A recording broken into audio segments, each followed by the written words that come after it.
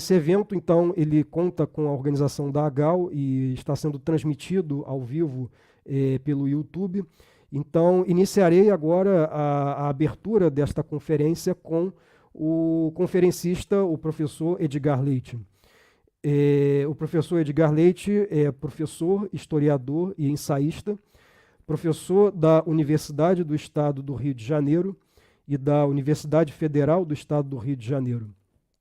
É presidente da Academia Brasileira de Filosofia e dedica-se atualmente aos estudos de História, Filosofia e Teologia numa perspectiva transdisciplinar.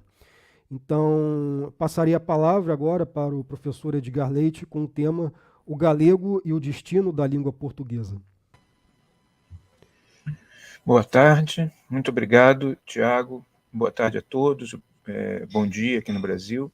É uma grande honra participar desse evento que diz para nós que falamos o português, diz muito sobre a nossa identidade e a nossa personalidade. Falar sobre as relações entre o Brasil e a Galiza, entre a língua portuguesa e o idioma galego, entre essas duas línguas irmãs ou gêmeas, como alguns costumam dizer, muito importante para o desenvolvimento da cultura brasileira e da cultura lusófona e da cultura galego-lusófona. Então, é uma grande honra estar aqui e eu agradeço, então, ao Tiago e parabenizo a todos os que desenvolveram projetaram esse evento como uma oportunidade importantíssima de discussão de um tema que é central, na verdade, na natureza da nossa civilização, diríamos assim, galego-portuguesa brasileira.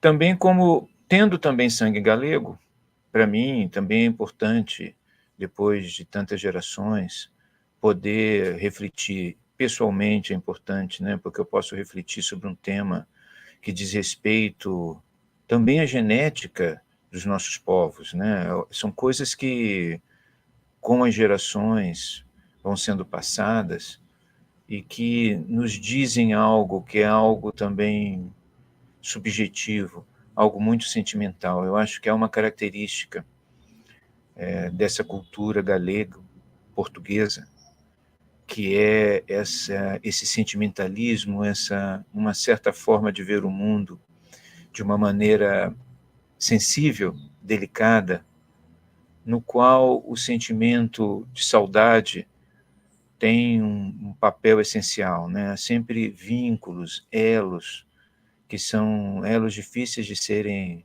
definidos, mas que, ao longo das gerações, vão articulando uma sensação qualquer de pertencimento.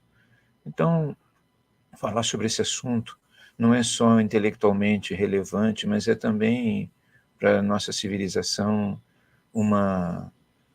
sentimentalmente relevante, né? Porque nós temos sempre que estar resgatando da profundeza da história, da profundeza das nossas identidades culturais, civilizacionais, os elos que nos unem, tentar identificar as origens de tudo aquilo que nós somos e, através das origens, tentar entender um pouco melhor o que nós somos a partir delas, porque Tocqueville disse uma vez, né, que os povos, eles têm um início. O início, ele configura determinados padrões de desenvolvimento e de identidade que, com o tempo, eles vão condicionando todo o processo de crescimento daqueles povos ao longo do tempo, né? Ele fala isso no Democracia na América, ele está falando dos Estados Unidos, mas isso vale para todos os povos e todas as culturas e todas as civilizações. A forma como os falantes do português ou do galego vão reagir às questões diversas que vão acontecer ao longo do desenvolvimento histórico tem muito a ver com as suas origens, tem muito a ver com os elementos centrais dos seus primeiros movimentos. Então, tratar dessas questões são importantes para a gente entender a nossa identidade presente, o que nós somos. Por isso, o tema, o galego e o destino da língua portuguesa, é uma reflexão que nós estamos fazendo sobre o que é que a nossa civilização tem de particular, né, e o que é que o galego nos diz, né, para nós hoje, no século XXI, 1000 anos depois, né, porque as origens do galego, em geral, do idioma, estão localizadas entre o século IX e o século X, no antigo Reino da Galiza, porque o Reino da Galiza era e envolvia o condado, depois condado portucalense. Então, a origem, em geral, quando a gente estuda história de Portugal ou história do Brasil, a gente vai retomar, eu mesmo fiz isso no meu livro sobre as origens da espiritualidade brasileira, eu retomei a origem de tudo isso, quer dizer, uma das origens, né? Mas uma origem principal, porque diz respeito ao idioma, eu fiz retornar à rebelião de Afonso Henriques, né? Ao movimento de Afonso Henriques, no sentido lá na batalha, né, de Orix, na luta dele contra os muçulmanos, no qual o condado portucalense, isso foi em 1143, no qual o condado portucalense se tornou um reino de Portugal, né? Primeiro um principado e depois o reino de Portugal. Essa é a origem institucional mais remota que o Brasil tem. Nós podemos ter outras origens, né, mas considerando, né, se você considera a África ou considera os indígenas, mas do ponto de vista institucional, né, na nossa origem, a nossa linha administrativa é a rebelião de Afonso Henriques. Mas eu mesmo chamo a atenção que Afonso Henriques, tão importante quanto a Batalha de Orix, é a Batalha de São Mamede, em 1128, porque é nessa batalha que Afonso Henriques liberta o condado portucalense do reino da Galícia, né, da sua mãe, dos galegos, do qual ele fazia parte do ponto de vista cultural e do ponto de vista linguístico.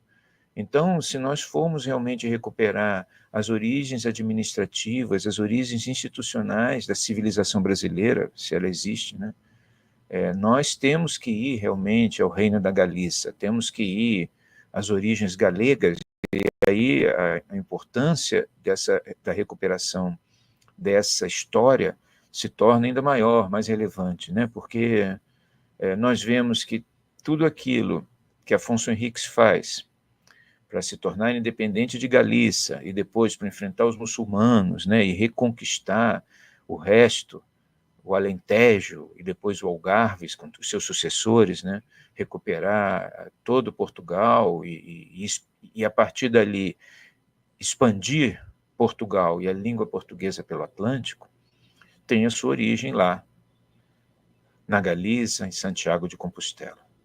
Então, aquele perfil, porque vocês sabem, Afonso Henriques, quando ele vence os mouros, né, ele já era independente da Galícia e da Espanha como um todo. Quando ele vence os mouros, ele tem uma visão no qual Jesus aparece para ele pessoalmente e revela a ele que a missão de Portugal é uma missão sagrada e é uma missão de expandir a fé pelo mundo.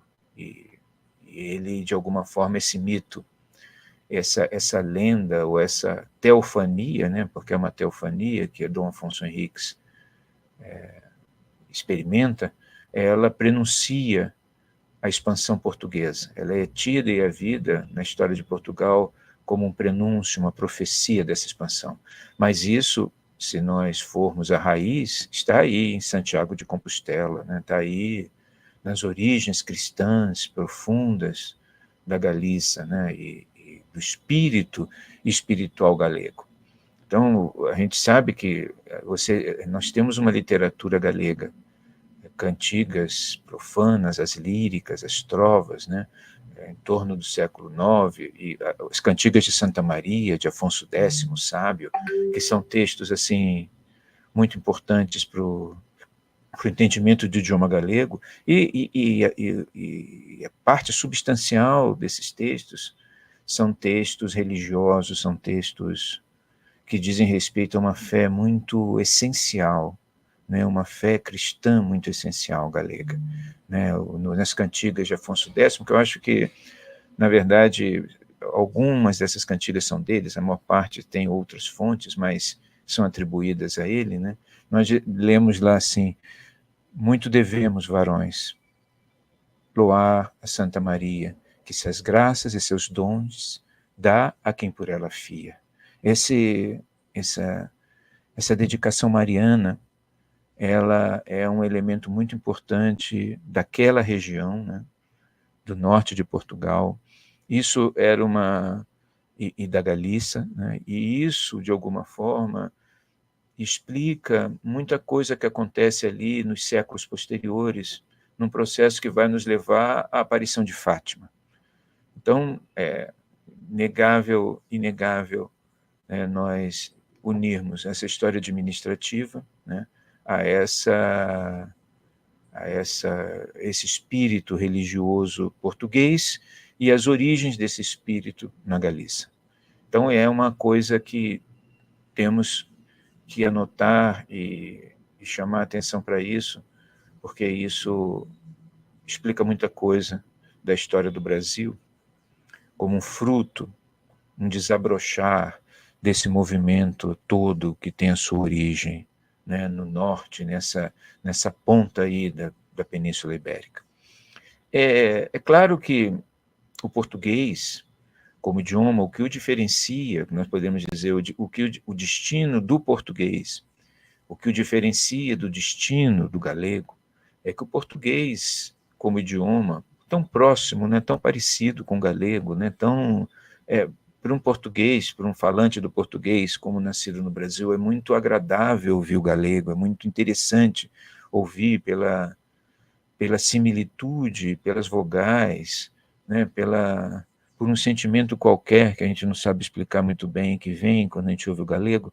É claro que o que acaba diferenciando o português é o fato de que Portugal desenvolveu um Estado, né? Portugal se tornou um Estado e a língua portuguesa, no seu desenvolvimento e no seu gradual afastamento do galego original, que não é um afastamento, você tem algumas diferenças gramaticais e você tem algumas diferenças no sentido de algumas poucas palavras, as diferenças ortográficas são claras, mas não são diferenças assim tão gritantes. Mas o que aconteceu com o português é que o Portugal, ao se desenvolver como Estado, ele teve um Estado que protegeu o idioma, né? E essa proteção ao idioma português, essa necessidade do Estado em organizar o idioma português como um idioma ordenado, com regras, torná-lo idioma oficial do Estado português, aí isso vai acontecer, né, no limiar do mundo moderno. Todos esses movimentos permitiram que o português tivesse uma estabilidade, uma força e uma concretude de prosódia, né, uma solidez de prosódia que serve aos interesses públicos do Estado e que servem de elemento de unificação da sociedade, que o galego, ao longo do seu desenvolvimento, nem sempre teve. Quer dizer, o galego, ele padeceu de diversas formas a influência do castelhano, né, e da ação centralizadora e controladora de Madrid. O caso do português, Lisboa, ao consolidar o reino e ao estabelecer o Estado de Portugal como um Estado consistente, permitiu que a língua portuguesa se tornasse realmente um idioma consistente e independente. Então, quando nós chegamos, por exemplo, a Camões, né, que está se fazendo 500 anos atualmente, nós estamos comemorando meio milênio de Camões, você já tem a língua portuguesa claramente consolidada e organizada, né, de alguma forma visível. Mas se a gente observa até os séculos XVI e XVII, ainda havia muita intimidade dos escritores portugueses com o castelhano. Você vê vestígios de elementos galegos no português falado nesse período, Então, você vê que o português, ele tem uma longa trajetória até ele se tornar uma língua totalmente independente, né? E isso se deve a essa proteção e se deve ao papel que o português teve na expansão da fé, principalmente por obra dos jesuítas. Os jesuítas, nos séculos XVI e XVII e XVIII, vão se esforçar de diferentes maneiras em transformar o português numa língua de apostolado, principalmente na América, e na América Portuguesa, no Brasil antigo, e na África.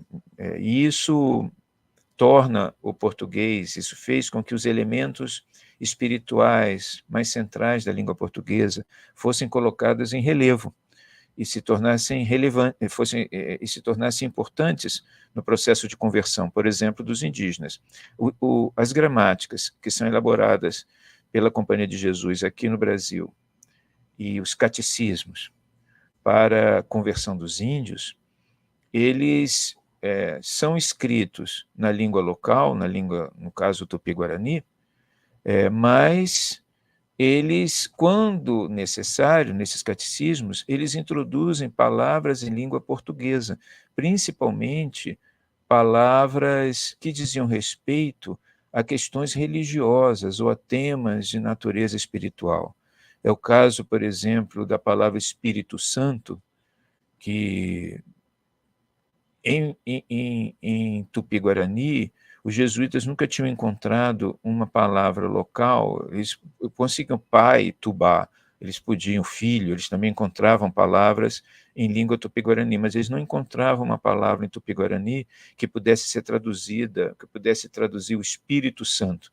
Então, eles utilizavam essa palavra vinda do próprio português. Então, você vê que a língua portuguesa ela foi muito utilizada, principalmente, num primeiro momento, nessa missão apostólica, e muita coisa vem daí, né? Vem, então, dessa herança e dessa origem. E isso é muito interessante, porque a língua portuguesa, observem que aqui no Brasil, durante muito tempo, durante o período colonial, se utilizou e se desenvolveu um idioma, que era um idioma chamado língua geral, um idioma cujo objetivo era servir uma espécie de língua de contato entre indígenas e portugueses. A língua geral era uma espécie de dialeto tupi-guarani, que era a língua falada pelos índios aqui, só que adaptada a diferentes falares indígenas e ao português.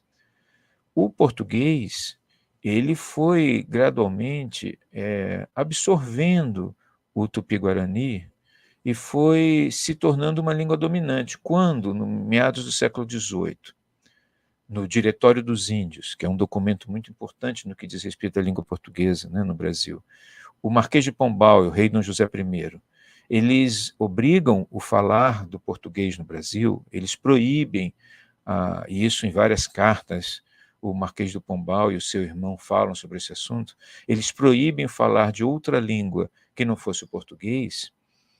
Eles instalam uma língua, um idioma, o português, que se mostrava extremamente flexível e hábil em incorporar formas de falar e sentidos da língua tupi-guarani e acabar se tornando o idioma dominante no país, sem a necessidade de que houvesse uma proibição explícita, ou penas, ou punições a quem falasse outro idioma. O português, por características que eu acho que vale a pena ser estudadas, né? Coisas que o português tem, que são coisas dele, o português ele tem essa capacidade de incorporar elementos centrais dos outros idiomas que aqui viviam, e o português falado no Brasil, ele incorpora prosódias e palavras e vocabulário indígenas e africanos, e muito recentemente, por exemplo, o português falado em São Paulo incorpora elementos da língua italiana com uma capacidade muito grande. Então, o português ele tem uma plasticidade expressiva na maneira como ele é capaz de introjetar, incorporar, absorver falares diferentes, e o Brasil é a grande prova disso, né? O Brasil, o português se generaliza não só por obra do Marquês de Pombal, mas ele se generaliza por necessidade, e embora não seja um idioma fácil, pela facilidade com que aparentemente ele se torna falável por pessoas que antes falavam outros idiomas. Então, eu diria assim que é, se nós retomamos, então, as origens desse idioma, que é o galego, do nosso idioma, né, da língua portuguesa, o galego, nós podemos encontrar nessa tradição uma tradição de flexibilidade e incorporação que não implica ou não significa a sua descaracterização. A gente pode observar isso claramente na própria trajetória da língua galega. Vocês vejam que a língua galega ela é uma língua, um idioma que existia, ele sobreviveu sob forma falada. Eu estava até conversando com o professor Tiago antes sobre isso. Ele quase que desaparece da forma escrita, né? Durante um bom tempo, durante séculos, e ele sofre a influência contínua e presente da língua espanhola, do castelhano, mas o galego, mesmo tendo se adaptado ao castelhano, mesmo tendo vivido todo esse processo de combate que do qual Portugal escapou, porque Portugal reagiu militarmente contra a Espanha, né? Você tem uma história de guerras permanentes entre Portugal e Espanha, e que a Galiza, por diferentes razões, não fez. No entanto, a língua galega, apesar de ter vivido todo esse processo, ela sobreviveu como idioma. Quer dizer, ela pôde ser restaurada como língua escrita, porque ela, por uma resiliência, que é uma resiliência, a gente fala de uma resiliência linguística, mas que ela deve traduzir um tipo de resiliência cultural expressiva, ela atravessou os séculos, viva, de alguma forma, num determinado espaço da consciência cultural, e emerge novamente como idioma literário e de alta significação. Né? Nós temos aqui, eu estava falando com o professor Tiago sobre essa poetisa maravilhosa que é Rosalía Castro, né? Que tem uma lírica, e quando nós lemos Rosalía Castro, a gente se dá conta de que os elos entre a língua portuguesa e a língua galega, elas se dão muito por essa sutil persistência sentimental da necessidade de preservar elos. A palavra saudade, que é uma palavra muito rica na nossa tradição, ela traduz essa força do que lembramos, daquilo que lembramos, essa presença, essa potência da lembrança, né, na nossa memória. E isso nós podemos ver tanto na língua galega quanto no idioma português, né, que é um idioma que foi capaz e é capaz de se adaptar, mesmo não tendo uma política agressiva com relação aos idiomas que aqui existem, ou que aqui com qual ele toma em contato, com que ele tomou contato aqui no Brasil, ele é capaz de absorver esses idiomas e continuar vivo como idioma português. Então, nós temos aí um elemento muito próximo, muito que me parece ser um elemento identitário comum entre o galego e o português. Então, o nosso grau de simpatia, empatia, né, é muito grande, e eu diria assim que o galego, ele e a cultura galega e a sociedade galega E a civilização galega, ela é realmente o berço de uma cultura e de uma civilização, a portuguesa, que se transforma ao longo dos séculos em uma civilização e uma cultura de características universais. E esse destino, ele se realiza, me parece, no Brasil. Em Angola se fala também português, em Guiné, em Moçambique, em Timor, mas me parece que essa realização ela é mais acabada no Brasil, porque é no Brasil que o português ele se encontra com um universo de idiomas e um universo de culturas mais amplo e demonstra a sua capacidade de sobrevivência como idioma, a sua capacidade de transmitir sentidos pertinentes, sentidos significativos, né, na construção dos equipamentos de cultura, de administração, né, os equipamentos gerais que explicam e permitem o funcionamento de uma sociedade. Então, eu gostaria aqui de terminar dizendo que, para nós, é muito importante refletir sobre esses elos da língua portuguesa e a língua galega. E eu retorno aqui a um poema de Rosalia de Castro, que é um poema sobre a Galícia, né? E que quando a gente, eu acho que quando a gente lê esse poema, nós sentimos realmente na alma essa origem. Vocês sabem, há muita coisa a ser explicada sobre como os seres humanos transmitem ao longo das gerações as suas identidades.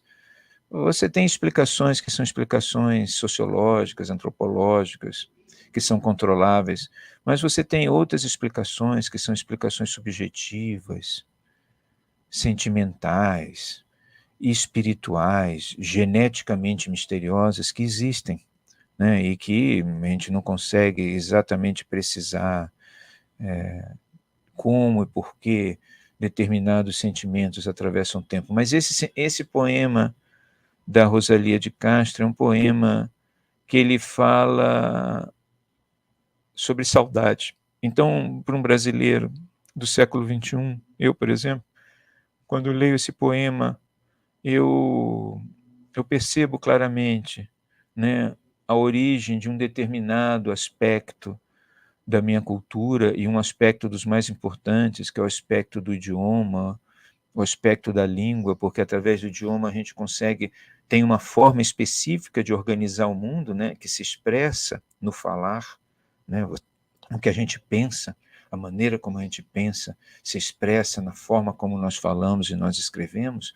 Então, quando eu leio esse poema da Rosalia Castro, que eu vou ler agora, se estabelece realmente uma conexão, que é uma conexão enigmática entre a minha maneira de pensar, a minha maneira de sentir, a minha maneira de ver o mundo e traduzi-lo oralmente ou por escrita, com alguma coisa muito maior e muito mais profunda que a gente percebe existente, né? Embora a gente não saiba exatamente de que forma isso existe concretamente dentro da nossa alma. Então diz aqui Rosalia Castro: lugar mais hermoso não houve na terra que aquele que eu mirava, que aquele que me dera. Lugar mais hermoso no mundo não achara que aquele de Galícia, Galícia encantada. Galícia florida, calela ninguna, de flores coberta, coberta de espumas que o mare com perlas gomita, de flores que nascem ao pé das fontinhas, de vales tão fundos, tão verdes, tão frescos, que as penas se calmam, não mais que com velos, que os ângeles neles dormidos se quedam, já em forma de pombas, já em formas de niebras. Então, essa lembrança da Galícia, né, que é uma lembrança que atravessa gerações, os povos, as experiências históricas, ela chega ao português no século XXI e aponta, portanto, a nossa origem. E, apontando a nossa origem, aponta também, de alguma forma, que nos cabe estudar o nosso destino. Então, eu gostaria de terminar aqui, né, dizendo que é muito importante esses eventos e é muito importante aproximar a língua galega, refletir intelectualmente e sentimentalmente sobre a aproximação da língua galega com o português e a aproximação entre a Galiza e o Brasil. Muito obrigado a todos e obrigado aos organizadores por essa oportunidade. Então, muito boa a apresentação, parabéns pelas reflexões, principalmente entre esses paralelos, né, que comprova como existe essa unidade, não só cultural, uma unidade espiritual entre Brasil, Portugal, Galiza, e como foi muito bem exposta pelo professor Edgar Leite. E esse lado sentimental também, eu acho que esse elo que vincula todos nós também. E a minha experiência aqui também, eu também sou descendente de galego também, eu vim aqui para Santiago de Compostela para estudos, né? Eu já moro aqui já há mais de um ano, então eu consigo ver de perto, assim, como brasileiro, esse olhar brasileiro, que como é viver aqui e ver de perto essa proximidade, essa afetividade com o idioma, né? Eu acho que é uma coisa que desde que eu cheguei aqui tem me impressionado muito, como a Galícia é próxima de nós, são os nossos irmãos que estão do outro lado do Atlântico nesse sentido, né? E é um tema assim que eu até queria fazer uns comentários adicionais, né? A importância mesmo, até mesmo do ponto de vista dos estudos antropológicos, né? Há essa necessidade de aprofundar melhor esse aspecto, né, das tradições folclóricas, rurais, tentar fazer estudos comparados entre a cultura brasileira, a cultura galega, e é um campo de investigação que exige bastante aprofundamento nesse sentido, né? Totalmente inexplorado, né, Tiago? Porque eu não conheço, assim, eu não vejo que os estudos galegos no Brasil eles estejam desenvolvidos a um ponto assim como você está colocando, né? Há um campo aí imenso de possibilidades, porque realmente é a origem, né? É a origem. Então, a origem, a gente para em Dom Afonso Henriques, mas dá para ir um pouco mais, uns 2 séculos antes, e ver as origens galegas mesmo da coisa, na época que tudo aquilo era Galícia. Então, é um estudo que, para o brasileiro, que é um povo muito preocupado e muito atormentado com a sua identidade, que é um problema, né, do brasileiro, embora seja um dos povos de mais. É curioso que o brasileiro tem problema de identidade, mas tem uma identidade, né, que é uma identidade problemática, mas tem. Né? A gente é um país imenso, mas não existe assim nenhum movimento separatista, nem nada que tenha relevância. Né? A gente se identifica com o brasileiro. Mas a nossa origem, uma delas, que é a origem do idioma, porque, claro, a gente tem várias origens, até na Itália a gente tem origem, até em vários lugares, porque o brasileiro tinha um cristão novo no período colonial, Brandônio, que dizia isso, que a pessoa que vem para o Brasil, ela troca de pele como as cobras, ela se torna uma outra coisa que ele não sabia definir exatamente o que era, mas que era o brasileiro em si, né? Que é um tipo de identidade. A gente tem várias identidades, mas a identidade relevante, a identidade do idioma, que é aquela que organiza a nossa forma de pensar e de entender as coisas, essa identidade, na sua última raiz, a raiz mais distante dela, está aí em Santiago de Compostela, não tenho a menor dúvida, na Galiza. Mesmo porque Santiago, o que aconteceu aí, as coisas, os movimentos espirituais que envolvem a Galícia são poderosíssimos. Então não é uma coisa qualquer, né? Então é uma coisa, a Galícia é um espaço, um lugar do mundo que tem uma profundidade espiritual imensa. Então, quando a gente diz que a nossa origem está aí, isso nos diz alguma coisa sobre a nossa identidade, diz uma coisa que a gente tem que refletir, né? Para poder chegar a se aproximar de alguma conclusão sobre o que nós somos, na verdade. Não, perfeito. E até um último comentário também que eu queria acrescentar a gente tem ainda mais uns 15 minutos, né, a próxima conferência, e só mais um comentário também a ser feito também é a questão também de que existiram sim pensadores galegos que no início do século XX fizeram esse diálogo com escritores brasileiros e portugueses, como foi o caso dos pensadores da geração Nós, da Galícia, que foi esse grande movimento cultural que surgiu durante a primeira metade do século XX. Nós falamos da Rosalía de Castro, que foi essa importante escritora que teve esse papel de trazer o galego para a língua escrita, né, resgatar o galego. E tivemos também a geração Nós, no século XX, que teve esse importante papel de resgatar também a identidade cultural galega, nesse sentido de reforçar os elos com a cultura lusitana e a cultura brasileira.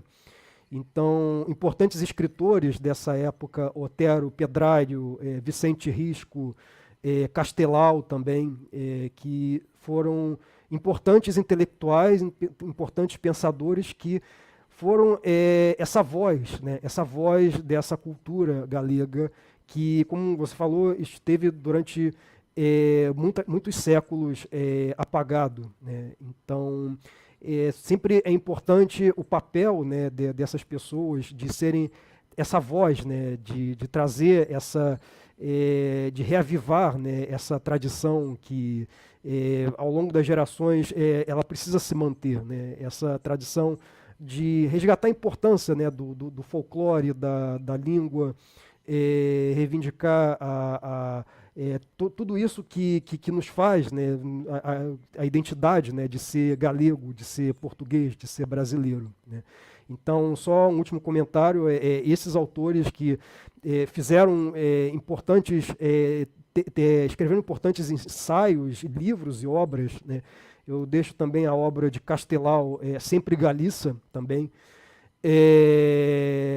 que é um livro assim que eu tenho começado a ler e é um livro maravilhoso. Outros autores também, o Vicente Risco, também, que foi um outro importante pensador na história da Galícia, que também é o meu tema de doutorado, né, que, aproveitando para falar, é também um autor muito importante que teve muitos diálogos também com o movimento da saudade de Portugal, né, de Teixeira de Pascoais. Então, esse saudosismo é uma das grandes marcas que ele ressalta bastante, que une a Galícia com Portugal, né? Essa lembrança, né, do passado, essa memória de um futuro, né, de um futuro que, como bem diz o Vicente Risco, a saudade é uma lembrança, mas não uma lembrança triste, é uma lembrança que traz alegria, né? Porque traz esperança, né? Ele diz que a saudade é memória com esperança, que é o que ele diz. É muito diferente, por exemplo, da saudade de outros povos, por exemplo. Não existe esse sentimento de saudade em países como a Alemanha, na Inglaterra, né? Eles falam, é uma nostalgia, é uma angústia, mas a saudade traz algo que é único em Portugal e Galícia, que é a esperança, né, de um futuro, né? É algo que traz felicidade, traz alegria, né? Então, é isso que esses autores muito destacam, são verdadeiros tesouros, né, intelectuais, e que valem a pena, que servem de valor não só para a Galícia, como também para o Brasil e para os países de língua portuguesa, né? Bom, é isso, você vê, Olavo Bilac, nosso poeta, um dos nossos poetas maiores do Brasil, ele dizia que o Brasil era fruto de 3 saudades. Ele falava a saudade do português, que é a saudade de Portugal, a saudade do africano, que é a saudade da África, e a saudade do índio, que é a saudade do que ele era antes, né? Do que ele era antes. Então ele dizia que uma sociedade como a brasileira, ele tem esse poema, ele fala que é uma sociedade, um país construído na saudade. A saudade é um elemento de identidade. Eu acho que é isso que você está falando, né, Tiago? Exatamente. A saudade é tão importante na nossa cultura que ela constrói identidade. Você vê esse poema mesmo que eu li aqui da Rosalia de Castro, você vê que ela está na Galícia, mas ela fala da Galícia com saudade. Ela está, mas ela tem um sentimento, esse sentimento agudo da saudade, quer dizer, que é uma coisa que estrutura a narrativa, estrutura a própria identidade do que ela está falando. Então, nós somos assim, somos culturas e civilizações, ou uma civilização da saudade. Eu não sei se há outra assim, eu não sei. Mas a nossa, com certeza, é. A nossa, com certeza, é. Eu vou passar aqui para os comentários. Aqui o Roberto Moreno, ele destaca que o galego, o brasileiro, na verdade, lê e escreve o galego, né, que é o dialeto brasileiro, né? Se fala muito disso. O que ele está falando é corretíssimo, porque no fundo o que a gente fala é o galego. Sim, são dialetos portugueses que se transformou numa língua, e o brasileiro, que é português, mas é o português falado no Brasil. Então, o que ele está falando é corretíssimo do ponto de vista do galego. Eu acho que, inclusive, eu devo agradecer a ele por esse comentário, porque recoloca o nosso idioma diante da sua origem com muita dignidade. Obrigado. Muito bom. Outro comentário de João Amil, o livro que eu mencionei, Sempre em Galícia, né, ele, de Castelau, ele está à venda na editora Através, da editora da Agal também. Tudo bem. E outro comentário aqui do Roberto Moreno, o galego, na realidade histórica e documental, é falado por cerca de 250 milhões de luso-afro-brasileiros que pensam e falam português. É isso mesmo. Não, tem sentido o que ele está falando, é corretíssimo. É por isso que é importante esse tipo de diálogo, para as pessoas se darem conta dessas coisas. Porque a gente, desde que houve a briga do Afonso Henrique com a mãe, desde a Batalha de São Mamede, né, o Portugal adquiriu uma identidade, mas ele tem razão, né? A nossa língua é o galego, né, desenvolvido pelo Estado português e depois pelo Brasil. Não há dúvida. Não, muito bem. Então, mais alguém tem alguma pergunta? Pode deixar disponível a pergunta no chat podemos ler aqui, caso alguém tenha alguma dúvida adicional.